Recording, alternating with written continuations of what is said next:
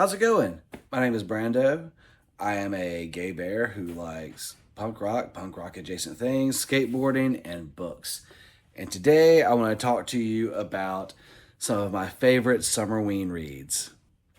Summer to me has always been somewhat creepy. I'm from a rural, superstitious area. I was a Boy Scout, so there was lots of scary stories told around the fire. Spent a lot of time at my grandparents' house in the summer. They live on a Civil War battlefield, the skirmish of Oakland. And we used to walk through the woods and walk to this old cemetery. So to me, summer's always been creepy. Now, first book on the list is Dandelion Wine. This is one of my favorite books. You might wonder, if you've read it, why it's on a Summerween list. And I think the answer is kind of obvious. There's creepy stuff in this book. There's science fiction elements and a serial killer who gets taken out by a very cool final girl. The term wasn't coined when the book was released, but she was his last final attempt. There's lots of themes of death, getting older, friends moving away, things changing.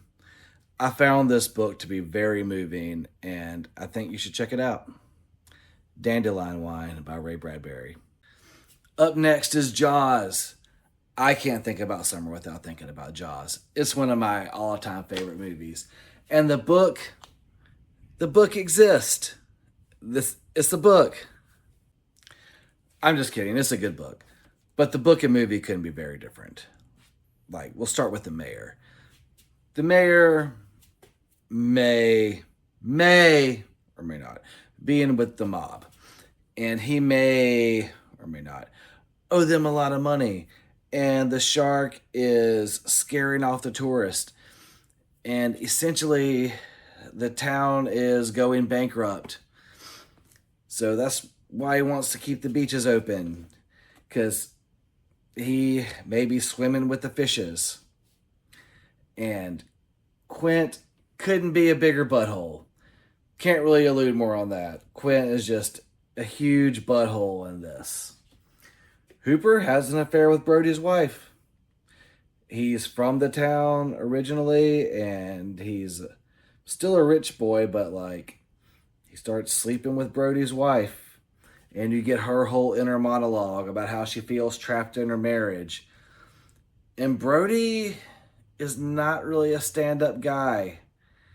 He's kind of passive. He's trying to do the right thing, but he just, he kind of gets his cojones in the end, but, it's kind of a coming-of-age book for him as well. I don't know. And the shark dies in a very anticlimactic way. I'm not selling it. Not selling it. Okay. It was a bestseller. You should read it. Media can be different. The movie doesn't have to, you've seen plenty of movies based on books. They don't always follow it. Read Jaws. It has a lot of heart. Jaws by Peter Benchley. Check it out. All right, up next we have The Z Word by Lindsay King Miller. If you've ever said to yourself, I need a book about lesbians fighting zombies, this is the book for you.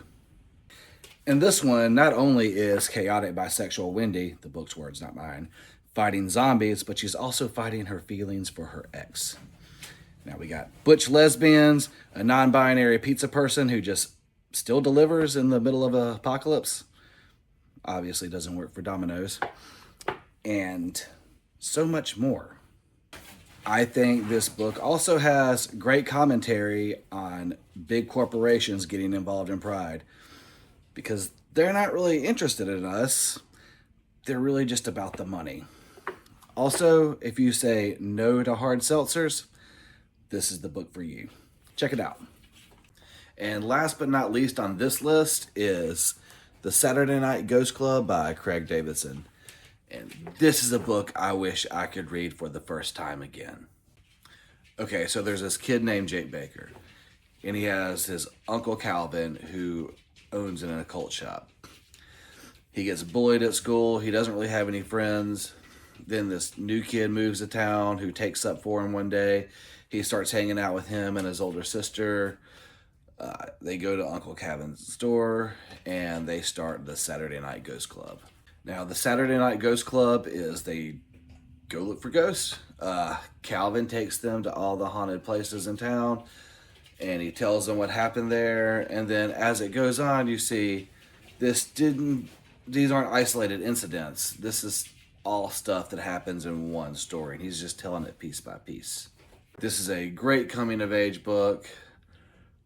Jake learns what happened to his uncle and the way trauma and grief affects the brain, and he takes care of his bully.